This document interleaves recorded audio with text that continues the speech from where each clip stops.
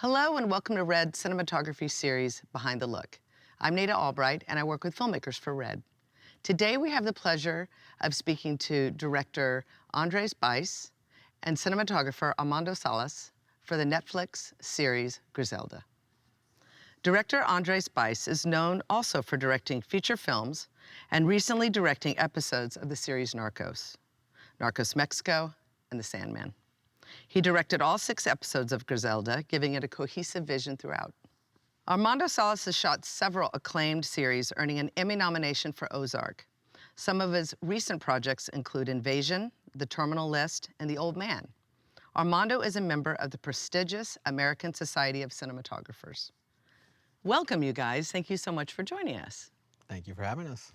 It feels like you had a long ramp for pre-production in terms of getting a sense of the vision and then ultimately the look for Griselda. Can you talk about how that started and a little bit about the Polaroids in the early days? We had a lengthy pre-production because we were going to be doing a 6-hour movie, essentially. Mm-hmm. And so once we got going, especially the second half, we still had some prepping to do for the second half as those scripts evolved a little bit. But we were trying to prep, hard prep 3 episodes and kind of soft prep 6, right? So wow. It was a lot of work to do, a lot of location scouting, a lot of director scouting, a lot of just working things out. But luckily, we had a long period of, I think it was 4 months. Mm-hmm. That's great. Where we didn't have to actually rush into any decision about the overall feeling and the overall approach. That's great. It was a very organic conversation about literally every aspect of the of the show. Yeah, that's Something huge. else happened, which was that the scripts were not completely ready. Okay. And there was a moment when we started pre-production that Eric and myself said, we don't feel comfortable enough with the scripts as they are right now. And luckily Netflix pushed the show, but kept head of departments working in the show. Fantastic. And so we pushed so that we can rewrite the scripts. And I was involved in the writer's room, and we made a show that was much more character-driven. Before, it was more plot than anything else. So that also gave us more time to talk about the project, our influences, the style of the show, our vision, etc. Yeah. And we were supposed to start, I think, in October of November. November of 2021. It's been a long journey. And we started shooting in February, early February in 2022. Mm-hmm. So tell us about, we're looking at some Polaroids here, and you were saying it's like an overall vibe, but it kind of started with? So Andy is just likes taking photographs. Okay. So he has a collection of Polaroid cameras. Nice. He brings them, he takes pictures of people in the production office. Okay. But then of course I can't leave that alone. So we start now staging. So now we start going on location scouts and we start staging shots with the Polaroids and we start looking at the furniture, moving pieces around. That's nice. And it was just fun. And with anyone who takes Polaroids, a lot of them are failures. But I have a lot. We started to see that there was some really beautiful ones. And then I started stealing some from Andy and putting them on my wall in the office, and he has a whole collection. And then in those pictures would be like, oh my God, look how beautiful these green leather sofas are. Yeah. And this mural, we should get this mural cleared with art department and we could stage our diner scene right here. We'll just put tables here, this will be a restaurant. And so what the Polaroids were doing visually was really distilling the real world, because they're not an accurate representation. They're a very painterly representation of the world, because it doesn't accurately capture color. It captures certain frequencies of color, and it tries to do good on skin tones, and then there's some peaks and valleys and saturated colors.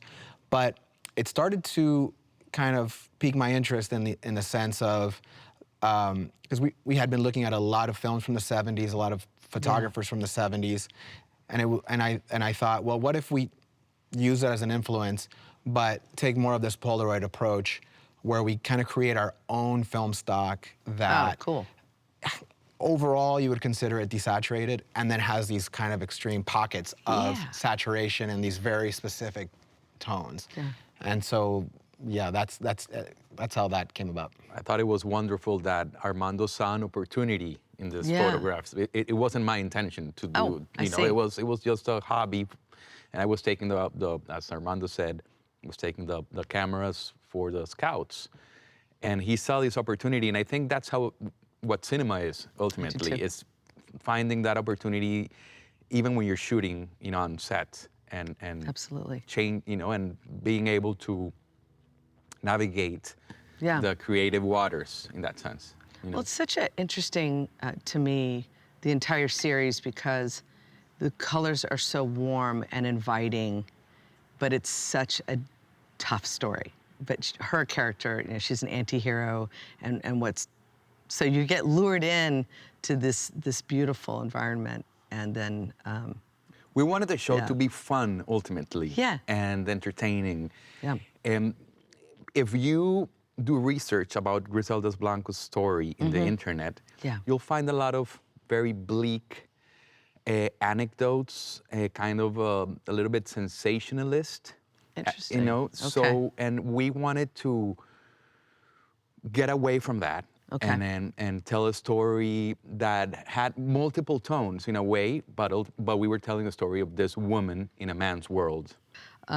You had some references that were some paintings. Can you just tell me a little bit about this French artist? I always try, when I start a project, to pick an image. It can be a photograph or a painting or something, a film grab, something that conveys what I want to say in the story. Great. So I always choose something for a film or for a TV Interesting. show, and the one I chose and I showed this to all the head of departments, not to the actors, but to the head of Interesting. departments. Sure. And I chose one painting, which is called Truth Coming Out of the Well to Shame Mankind. In the history of art, women are always portrayed with a baby, smiling, or in an erotic pose, or very submissive. And there's very few paintings like this one where we're seeing a woman screaming to with a, what do you call it? Oh, yeah, what's in her A hand? whip Oh, in her wow. hand, and she's there to shame everyone. And I thought that was brilliant. And I think the character of Griselda is precisely that. Absolutely. She's She's emerging. challenged by this toxic environment, and she has to work 10 times harder to achieve what she wants. So Yep. it's not about the composition, it's not about the colors, Yeah. it's more about the feeling, or Yeah. the, how you call it, It's like the core. exactly, it's the Yeah. core. Yeah, It's a core. I get it. And there are other women in art, like Salome, who of course ordered to behead John the Baptist, and also Judith, who beheaded a general called Holofernes. Interesting. And these two women have been depicted by several important artists around, through the times. Yeah. But there's this specific painting that actually appears on episode 4. Oh, it does? When Griselda is taking a bath in her bathtub, Sure. and we see in this house, smart. there's that painting on the back. After all her friends have been essentially murdered, and she Oh, yeah, goes to episode 4. war. It's an Easter egg. Yeah. An It's a Easter egg. It's wonderful an Easter Easter egg. egg, yeah. But the painting itself, that one specifically, was a reference for visually. Yeah, I mean the truth coming out of her well allegorically was something that we discussed about, the thrust of the show, right? And it was part of the way we framed Sophia as Griselda, Yeah. and it had an impact that way. But Salome, initially it was just like, oh, that's cool. But it started to kind of seep Yeah. into my psyche, and along with the Polaroids, two-tone color is nothing new. It's been around for a long time, but the use of gold and green in that painting became a big factor in our 1978 LUT. And so, Yeah, I was just going to ask you, how Yeah. does it tie in? Yeah, so basically it's, we have all these olive green undertones that then we're building with the lighting and with a little bit in the LUT. gold and amber on top of. And so it gives it kind of this balance of grit and glamour, you know? Then we went very warm for some scenes, as you mentioned, but you know, the blacks always have this kind of green olive base so that it doesn't just become this kind of sepia looking wash, right? Yeah, it's very, very specific. Let me ask you this.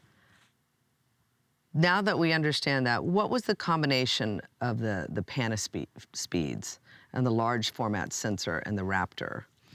Well, I come to every show and I try to, as best as I can, eliminate all preconceived choices of lenses, cameras, aspect ratio, camera movement, everything. Because that sounds hard. It is, because otherwise you just fall into the traps of the things that you always do and know and you're good at, and you kind of never step out of your comfort zone. And so, you know, I went to Panavision, had conversations with them there, and Dan Sasaki and I met for an hour about, about lenses and pairing lenses with sensors. And, you know, the Raptor was so new at the time that they didn't even have it in their arsenal. It was literally like it had the new car smell on it. Yeah, you were the first one to use it. Yeah, so they didn't have it there, but so I spoke to him about the DXL2 and which lenses to try with that sensor. And so we did essentially a camera and lens shootout, and you guys brought a brand new Raptor with 0 accessories or cables or power or anything, but it was there and we could play with it.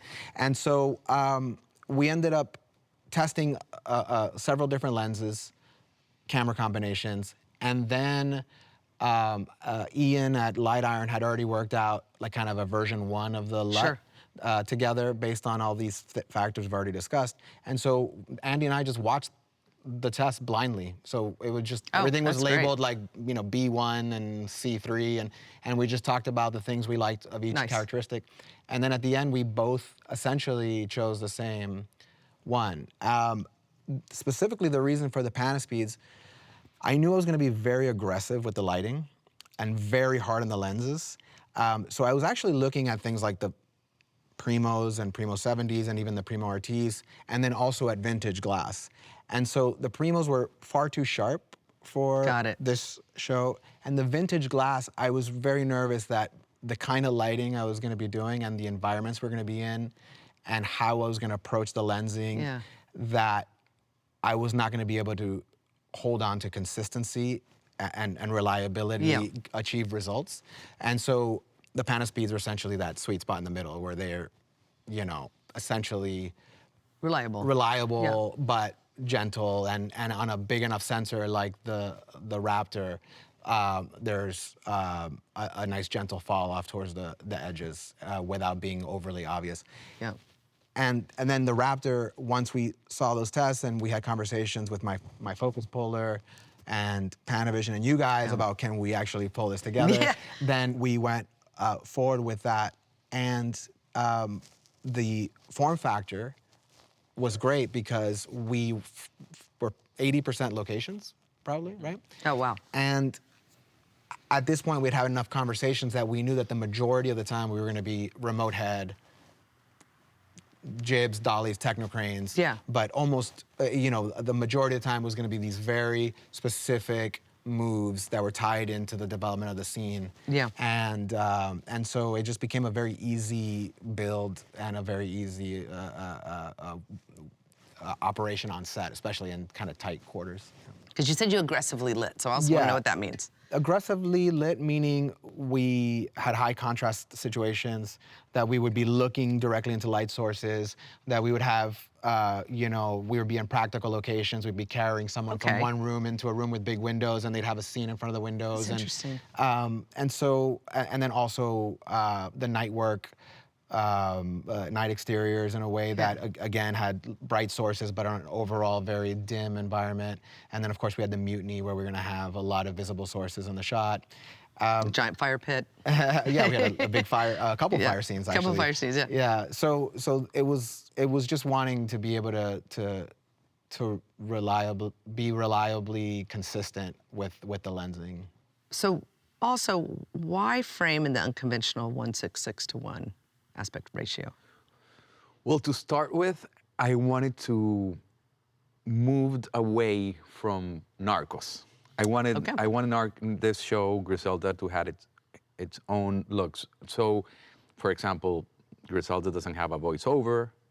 Griselda doesn't have archival footage. It's shot studio mode with very little handheld. It doesn't have a credit sequence. Every time we see her face, for the first time in every episode, it's when the title card Griselda appears. I love that. So that, because it was a more intimate show than Narcos, which was a larger canvas about the war on drugs and a lot of players. This was much more intimate and character-driven, and I was always, when I thought about Griselda, I pictured a close-up. I thought, this is all about Sofia. This is Sofia's performance. She's, So the 1:6:6, which is kind of a European Academy ratio, allowed us to concentrate on that character better without being too unconventional or strange or hipster. It's just, it was,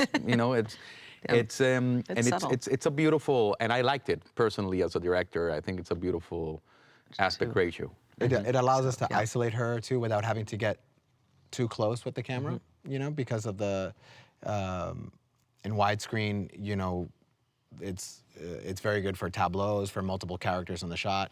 But when you want to do a close-up, when you're surrounded by people, you have to get pretty tight to isolate someone. And in 1:6:6, it's a much more comfortable format for that. Also, we discussed the golden ratio, right? Exactly. It was it's very, I think the golden ratio is like 1:6:1, so it's very very similar to the golden ratio. I didn't know about that. That's interesting. Yeah, it's the ratio that's more similar to the that ratio in nature. Okay. That it's so perfect in a way. And and beautiful films have been shot in this, In the Mood for Love, Barry Lyndon. Barry Lyndon was interesting. Many others. And you don't even know. It's not. It's not obvious, but also. No, I read about it. I mean, it's like I didn't. I don't have an eye for that, but What was great for me too is coming off of 2 shows prior that were widescreen. Yeah. You have to recalibrate your brain again. Like you're composing for a different canvas, right? And so that's good. If nothing else, it's just to observe the world differently. Yeah, but you guys had parameters, these really interesting parameters between the core, and which it sounds like you stuck with, and then it built from there. It's really beautiful, the way you've gone about it. I want to talk about the Mutiny nightclub because it is the epicenter of the drug scene. You return to it over and over, and every time she walks into that, you get a little intense. So where did you shoot it, and also how did you light it? I mean, First of all, the Mutiny, we knew from the start that the Mutiny was an important location. Yeah. And it was designed to be a build. Okay. But then we realized that it doesn't appear as much as we thought it was going to appear, even though it appears a lot. Yeah. Even though so building it didn't kind of make sense in terms of the line producer, the production aspects. I don't know. It had to be so big. It was going to be such an enormous build. Oh, really? Yeah. And so, but we didn't want to let go of that scale. It's a long walk. Yeah. I mean, which is really important. We didn't obviously. want to let go of that scale, so we said, let's go find it. And then we ended up building it in a location. So funny. basically, we searched all over Los Angeles, and we ended up all agreeing after lengthy discussions and comparisons that the big ballroom at the Queen Mary had all these Art Deco elements that we could, that would be our foundation, but then we would 70s disco elements would be what we brought to it. And it would create this kind of dichotomy within the design. And then it was a build out of the whole VIP section, the dance floor, the lighting, the overhead, so it was still a lot of work, but you had this massive, We had a great production designer, Knut Lowe, and I think at the beginning I was a little, it's spacious, it's great, it's beautiful. I was a little worried it was a little bit too without the dressing, without the lighting. It was gonna be a little too elegant or sophisticated, you know, kind of Godfatherly, in like, Godfather Part 2 in Cuba, 19, so, but because of because of the magic of these two individuals, Armando and Knut, it transformed into a And Miami the nightclub in costumes, the 70s. And of course the wardrobe. amazing. And of course the wardrobe, yeah. The wardrobes were, like that shirt right there, it's amazing. And hers, I mean, had to be kind of hard to light as well with the, Well, we looked at a lot of dresses for her to see which one was going to catch the light better, and we had a really great dark option with a lot of sheen and a light option with a lot of sheen. But a lot, again, all of this was considered. It was really about making sure all the pieces fit together and that there was a cohesion to it. yeah, it certainly shows. So one of the things we do that we love doing on the Behind the Look is giving an opportunity to look at a sequence all the way through with the sound and the way it's supposed to be, so we can appreciate it. And then we'll run it again without the sound. So before we watch this clip with sound, can you just tell us a little bit about, this is a floridita, and tell us a little bit about what we're about to see. Well, she came to Miami with a kilo of cocaine, and she wants to sell this kilo no matter what. She needs the money, and the kilo of cocaine gets stolen. She gets it back, and finally she has a meeting with one of the distributors in Miami who owns the Floridita, this nightclub restaurant. And finally, she's going to make the deal, and it's going to be a happy ending. That's it. It's going to be great. All right, well, let's roll it.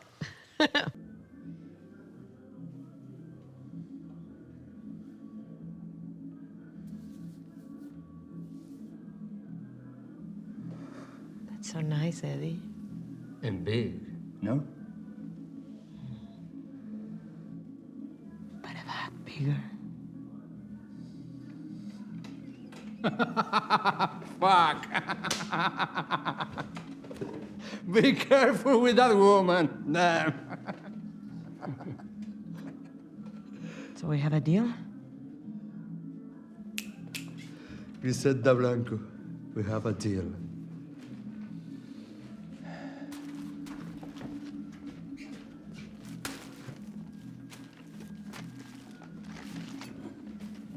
Let's celebrate, mommy. Let's celebrate. Yes. Salud.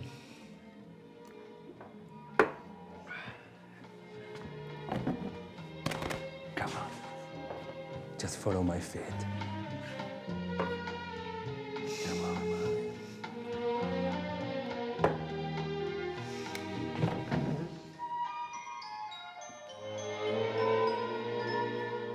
Bajo el palio de la luz crepuscular, cuando el cielo va perdiendo su color, quedo a solas con las olas espumosas que me mandan su rumor.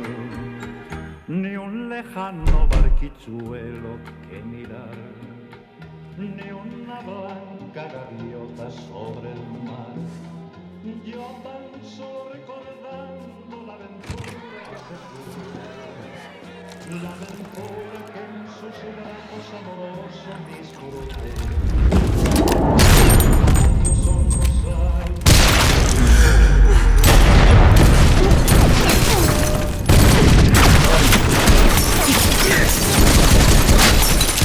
Estabas junto a mí, mirando al mar y yo no sé qué sentí, y acordándome de ti, lloré la dicha que perdí.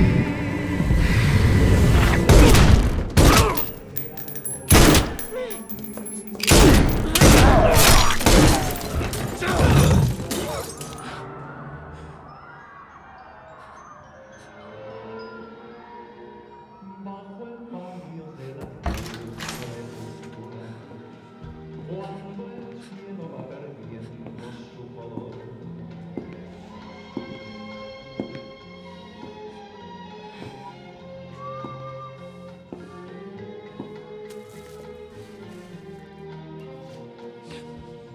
Váyase a casa, señora.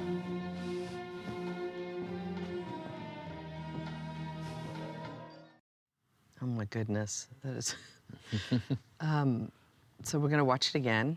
I'd love for you guys to tell us a little bit about it. And I also just was thinking, I think it's the first time that you used the high speed in the show, which I thought was really effective and interesting. So let's roll it again. And Well, it was shot on a stage to start with because we already had seen the Floridita before earlier in the show, which is a real location. We uh, travel them through the location, set it all up from the outside to inside, and they go into the back room, and then Exactly, and then we're the on back stage. room is on stage, and it was a lot of planning. First of all, there's the music element, the song element, Which I love. it's great. Actually, I love staging dances in shows that have violence. I've done it before, and I love it. Actually, that song was recommended by our sound person, Mixer, yeah. mixer, and Oscar Grau, and I loved it. I thought it should be a bolero, Yeah. something slow, Yeah. and sentimental. We almost believe that they can have a rapport, like a Yeah. relationship together, whether it's business or maybe they're gonna fall in love Yeah. or something. But we like him for the first time. We love We one do. of these male narcos who are all assholes, and now he's kind of cool. But it all, you know. it's the beginning. You also mentioned the Yeah. high speed, and it was something that we discussed because we hadn't been doing high speed. And so we actually started shooting high speed here. So this is, you Yeah. know, most of the dance is at 30 frames per second. Really? So that, Interesting. for one, because I was really interested in the feeling that we were gonna create at this moment. I was trying to, between the camera and the lighting, to make you feel like, as an audience member, like, am I happy? Am I feeling dread? What's about to happen? Like this, Yeah. is this the end? Are the credits about to roll? You know, and so we introduced the slow motion there so that when we reintroduce it during the action, it didn't feel Andrew That's separately clever. did a lot of great visual effects there with a machete. Amazing. That's Yeah. the effects. Of course, we planned this, storyboarded. We, of course, rehearsed it on Sure. the stage with the stunt That was special. people. He's actually great. He's a stunt. Yeah, stunt actor, yeah. guy. He was fantastic. He's great. And what I think it's great. What I loved about this sequence is that at this moment we had forgotten about Chucho, the bodyguard that she Yeah, had hired, totally. who is not a bodyguard. Right. And so we don't show him. And then suddenly he appears, and like we go, oh, Yeah. okay, right. It's, he's. Yeah, we in the early coverage of the dialogue at the table, Chucho's included, and then as the coverage progresses, he's excluded, and then we purposely don't show him again Yeah. for a long time. Yeah. And the blood on her face was tough because we shot this before. Or no, the No, opposite. the opposite, the mutiny, yeah. The ending of this episode is her coming into the mutiny with the blood on her face, Yes. and that's the end of the episode. So we shot that before. Yep.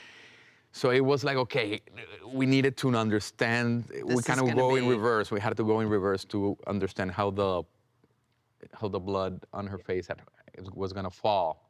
And the blocking was tough. Of course, we shot a lot of Oh, really? these scenes. Yeah, a lot of the shots without Sophia because of her schedule, the timing, the makeup, So it was very well planned. Okay, this shot is without Sophia. This is with it. She's very good in this scene. Very good. Yeah. Yeah. We also tried to not to keep the discipline of as few shots as possible. So if you actually look at when the shootout starts, even though there's a couple quick cuts there, the hero shot of the two guys going down behind the bar is like a push-in as, Yes. all this stuff is exploding, and we're really trying to just absorb all of that as much as possible in camera. Yep. And special effects did a great job laying in 100 hits in there, and again, it's that shot. Yeah. We'll come back. We come back to that shot more than once as the progression. Her goes stepping away from him, it's an important. I love that. It's a very important move there because for the blocking and composition. Also, when these scenes are written, which was, it was already, it had the machete, when the Okay, scene it had had all that, but there's many elements that are not there. When they, when a writer writes an action sequence like this one, or, that it's basically up to the DP and the director to kind of fill in the blanks. And there was a lot of that. Yeah, like even the It's a choreography. Yeah, like we want to make sure that there's a reason why he's grabbing the machete. So we had to make sure there's two guys behind the bar so that he could use every bullet. And now there's this justified action of pulling the machete. I don't even think that happened in the script. Like, the fact that he really? pushes the guy with the machete and loses the machete for a while and then takes it back. That was us. Yeah. And actually, we don't show the complete clip, but at the end, Chucho, after she leaves, Chucho stands up and also exits. Yes. Not in the script. In the script, we thought Chucho was dead, and then he appeared back in episode 2 out of the blue. It was like, what, So we knew the audiences were gonna ask. I thought of it. Yeah. Exactly where, why. I feel so bad for Chucho. But it's also a great. It's also part of the tone of the show because you just had all this extreme violence and these quiet shots of the aftermath. And With the then music The music, lingering. and then Chucho pops up and rolls this guy off him, and it's quite funny, and you laugh, which is exactly the way the show functions. Also, we have shot Chucho with a sling for episode 2 already, so it's like, okay, this sequence wasn't really designed when we shot, him with the slings. Okay, now the machete has to hit him in the right hand. That becomes very, intricate at one moment. Well, speaking of design, we have another clip that we're going to walk through, and this is Going to War. This is the beginning, I guess, where things really changed. Tell us about this second sequence that we're going to look at, and what's going on. Well, first of all, this is our favorite episode, Armando, and we love it. This is the moment where all the men in her life, all the dealers have betrayed her, and she has nothing. And so she rents this house to seclude herself, and then she hires an army of Marielitos, of these misfits, to work for her, and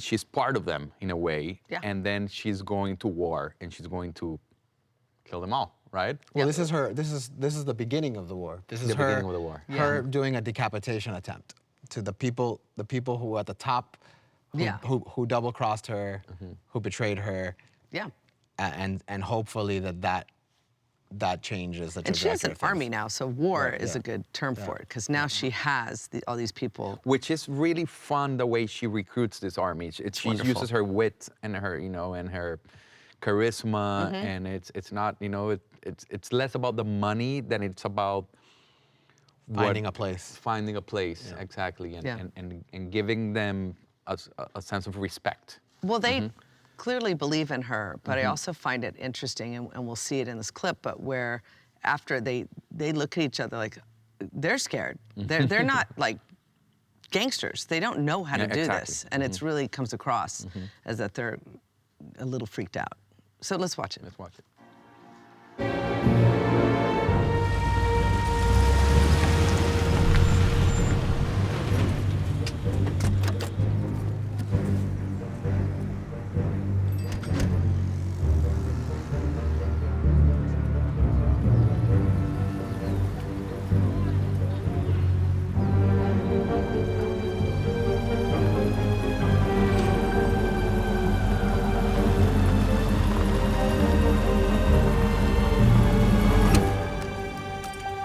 ¿Sí? Empezó la fiesta, hijo de puta.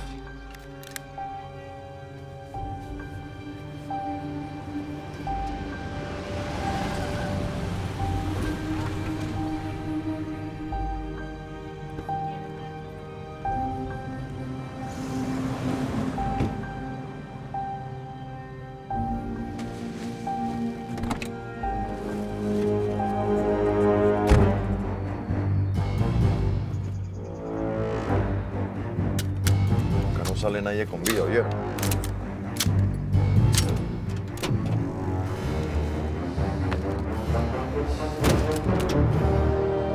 Es lo que está haciendo Castro.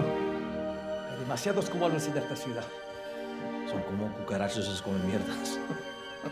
¿Quieres una cerveza, papi? Sí.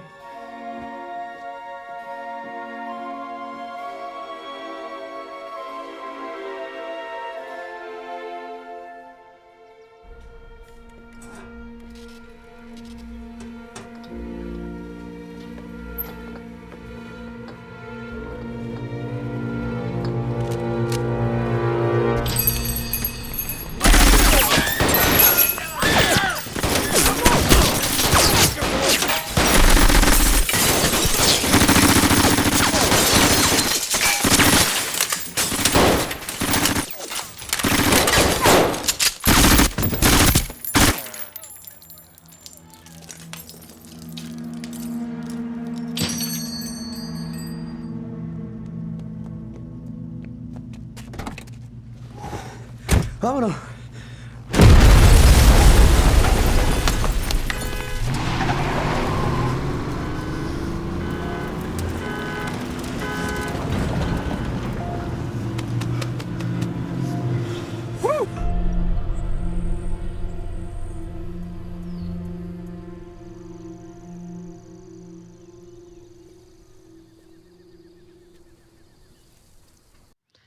I love that she's looking at the camera at the end.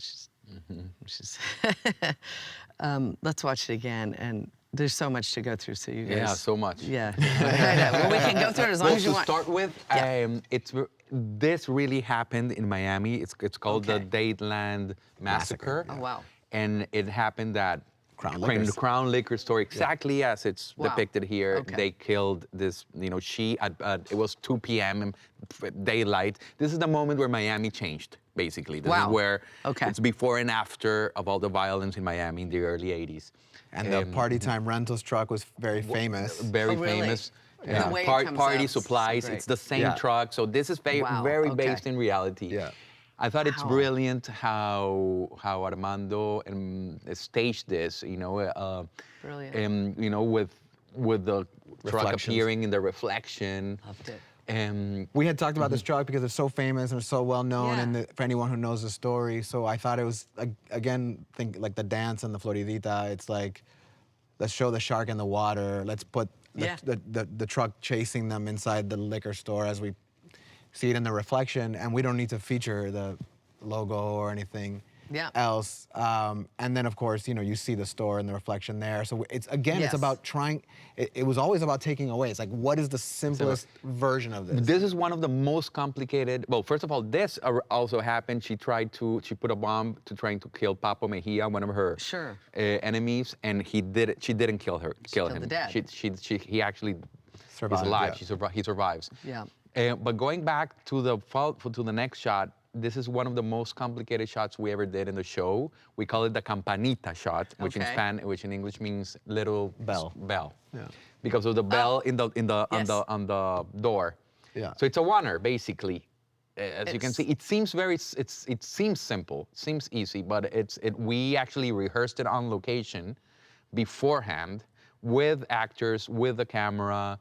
Well, even months before that, Andy and I, so we have an empty shell of a rundown mall. So we know the footprint. So our department taped it out on set so that we could see the truck outside. We knew we couldn't shoot on stage. We wanted the indoor, outdoor. And so we taped it out on set. And then Andy and I, over the course of like a few days, mapped out the shot. And then we built the set around the shot. So that it's all remote head and dolly. So all the liquor shelves were all where we want them to be. The movement can go where we needed it to be without anything interfering. And we had the windows tinted to the right level so that we could see through them, but not have a jarring change when the door opens. Yeah. All the fluorescents are just diffusers. There's like 24 sky panels up there to try to balance the indoor outdoor. So this is toy cars and scale models and walking through with art department and special effects. Special effects, all the buttons that they have to press to explode the certain the bottles. bottles? Yeah, Yeah, the of bottles course. and So we knew we wanted 3 takes. So at first it was a 2-hour reset. That's what I was So we're gonna like, ask. well, 2-hour okay. reset. So we keep working it, and by the time we were ready to implement the plan, it was a 1-hour reset. So essentially, we did that shot in 3 hours. I mean, it was, and that was it. But it took months of kind of planning for the 3 hours to essentially shoot a scene that, had we done it in pieces, would be 2 days of shooting. You know what I mean? Yeah, So, but that's what makes it so, the way, and the music is so good. The music is great. Carlos Rivera, who actually won a Grammy for the Queen's Gambit, Oh, I didn't know that. composed the music, and I love it. It's very bold, very operatic. Yeah. Almost Barry Lyndon kind of music, and yeah, it's great. And it has kind of even kind of a certain, I don't know, carnivalesque, like there's something. Again, it's that sense of fun and joy that we tried to plays with do it. beautifully too. Yes. Yeah. And you know, we obviously, the windows, the reflections, back and forth. Back and forth. On the other side with Chucho looking at Papa Mejia. Yes. Looking through windows. I mean, we laid this out on paper so that by the time we're looking for this practical location, we know essentially we're gonna go inside for one shot. And this is the shot. This is it. So we're fine. Beautifully. It's like, oh, well, what do you think about this front door? Or what do you think about this? No. It's one shot. All we care about is a room with windows that sees out to the backyard, and we just have to find that shot, you know? So it really, and obviously the front of the house needs to look good, but you could find a different front on the same block, you know what I mean? You just we knew exactly the elements that we were looking for. I love how Alberto Guerra, the actor who plays Dario here, is putting, you know, the clip again as he walks. It's not easy to do. He's great. Yeah, he's really great. And it was all, you know, because we had, like, he had to go into that position. No, he was already there. He was already there. Diego was already there. Well, who was a Paneso. But there was another Paneso who was a stunt. Well, the real Paneso starts the shot. Okay. And then as he leaves the camera, his squibs go off. Sure. He gets it off camera. He lays down in the position. A stunt double squeezes in and is shooting over the shelves back at our guys, and then he has to disappear by the time we land on Paneso dead, so that everything could time out just right. So the funny part is that as the camera is coming to the window and nothing is happening yet. Right. There's so much noise and chaos happening because squibs are going off, bottles are being pre-broken. His bodyguard is also, his squibs go off and he has to lay himself on top of, you know. So it was a really fun dance, and it was a lot of fun to shoot. And then we end up with this beautiful shot of how do you call it in English? Greenhouse. A greenhouse. Yeah. That it's run down. It's not in, and it reminds me of Grey Gardens, you know, the documentary a little bit. And it does. And to what I wanted to talk about after that, this is that episode 6 is when she gets really paranoid. I mean, this is a crescendo of, to me, like her power, what she's willing to do to stay in power, and it changes her. That's when she really becomes Griselda. Right. Yes. Right. And then you've got the final episode where things really go sideways, and she gets paranoid, and she's doing all these, smoking crack. On episode 5, that's where everything, in the party paranoia, episode. Yeah, and we have like, and so. Before we move there, you know, this is a great example of the gold and green of Salome and this shot, you know, so. Beautiful. You know, you can see those influences. It's a very selective color reproduction, you know, that we're doing. Really? Yeah, and it's from the beginning. I mean, this isn't something that we discovered in post. You know, this was what we're seeing on set. That comes across. And how we're lighting to it you know, we really wanted to create. We weren't making a documentary. There's so much content already, documentaries about this world and about Griselda and about the Cocaine Cowboys and all this stuff. So we were using all the factual elements, but this is a fiction. This is a story. You know, this is Sophia's Griselda, right? And Andy's Griselda. And so it was about creating a world that wasn't our own, that was a fiction, but you bought into the fiction, and there's a reality and a truth to that world, and you're living in it, and you just believe the things that are now happening in it. And one of the things I loved working with Armando as well is that we were treating this like a film. And even though it was a TV show and our time is, it's always limited, of course, doesn't matter what you're doing. Yeah.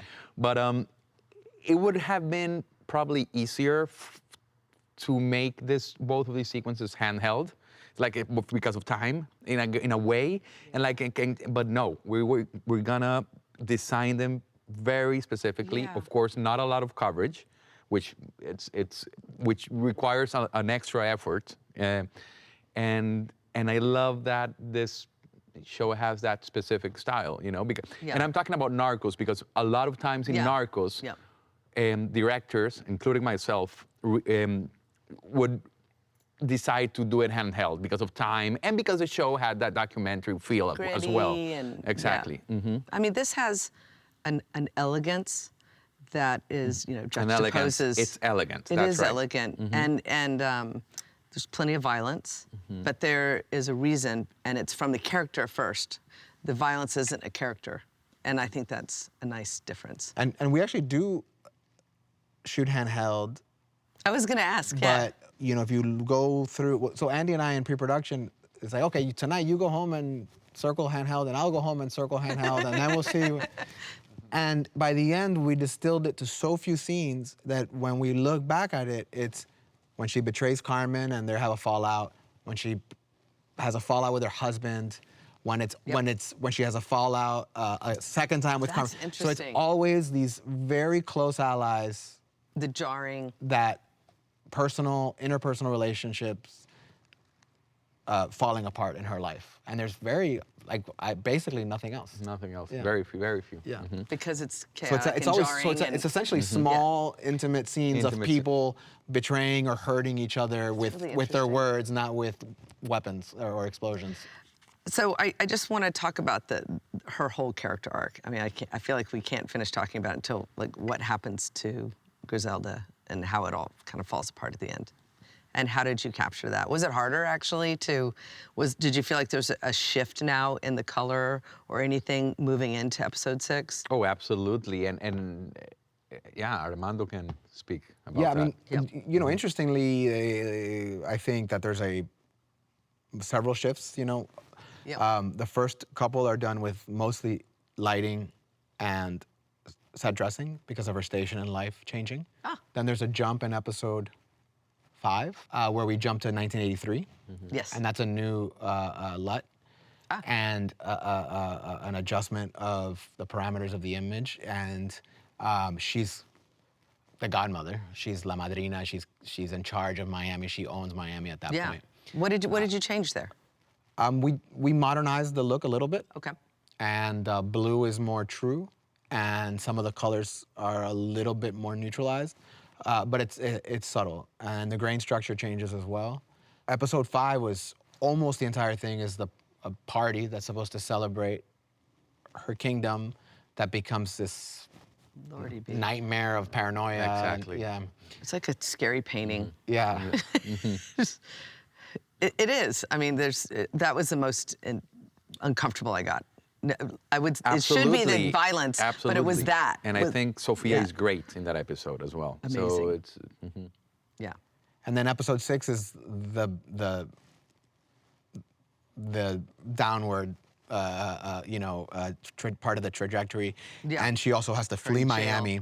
Yeah. And so that allowed us to change. And again, but between 5 and 6, there's a dramatic shift in the look, but it's the same LUT.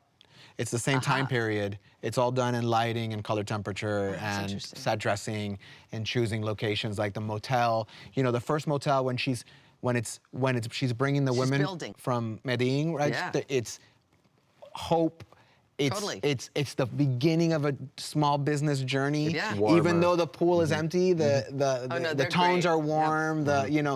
And now she's back in a motel on the flip side, and it's all blues and whites, and we're very different grammar with the cameras. You can see this is the moment where she knows the cops are coming for her, and we're already framing her in the with the composition. And so, most of it again is in the design. And so, art department bringing a blue cover for the bed, and just really limiting the palette. But it's the same. It's the same transform from all the rich tones of the previous episode, which is the party. Also, Griselda in episode 5 and 6 has a new hair. It's shorter, which is part of her change. It's subtle, though. It's not in your face. It's just, it illustrates the time, but it also illustrates her state of mind, and that she's even more cunning in a way, or she thinks she is. And actually, she goes with her family. That motel is in LA. It's like she moves from Miami to LA. She drives to LA. And I was always joking because the whole show was shot in LA. So it was like, we shot everything in Miami in LA, and then when we shot LA, we went to Miami. That's funny. That's great. One thing that I want to add is that there's the other side of the coin as well, which is June Hawkins, who is a homicide detective. Oh, of course. Who is She was amazing. who is going after Griselda, and who is also working in an environment that doesn't take her seriously, that undermines her, that the men around her are not respecting her work and her intuition. Yeah. And I think that was also, you had also a palette and a lighting scheme, and that was very particular to that character, which is the other side of the coin. Well, talking about the same discipline, it was still the same LUT. So it was, we had one for 1978 and one for 1983. So, all of the differences in June's world. Who is a real character, by the way. I know. Yeah, she's. They're all done with lighting, color temperature, set design, wardrobe. It basically is a juxtaposition to Griselda, and when we finally get them both together, is at the end on the downswing of her journey. That's right. Where June's worlds come a little bit towards Griselda, but mostly Griselda has entered the bleak end of But she's still snooty. Of the cycle here. I mean, and I also feel like that character's, the station or those offices were really claustrophobic and enclosed and hard. They're very different than her houses and the warmth of those and the color. If you rewatch the series, you see that that June everything is very claustrophobic. Yeah. Everything is very contained. Everything is frames within frames until she's trusted to move forward in episode 3 when she goes to bring down the person that she managed to get evidence on. Amilcar. Yeah, and so then for the first time, there's actually warm tones and sunlight and big rooms, lots of room, and really fast-moving, wild, free camera for that sequence. It's a very different action scene than the other ones we've seen, and it was actually because June is essentially being liberated at that moment. I love that whole, I guess, kind of mirroring of the two women and both of them coming together at the end. And I did think it was funny the way Griselda treats her. She doesn't give her the satisfaction that respect. I haven't thought about you once, she tells her. But you know it's a lie. Still, she's so proud still. So you never worked together before? Never. Wow. And it's always a bet. It can go wrong. Again, those relationships. I've worked with many DPs in my career, and it's just a handful that I can say that I have a creative communication and that I can get along. And definitely Armando is on top of the list for sure. I'm not, I was very lucky to have him as a partner, creative partner in this process. Very lucky. I love this picture of you. Where's this? That's outside of her Miami house in episode 3. That's during lunch break. The only time I ever sit down. You look. It's such a funny picture. You're so relaxed. Yeah.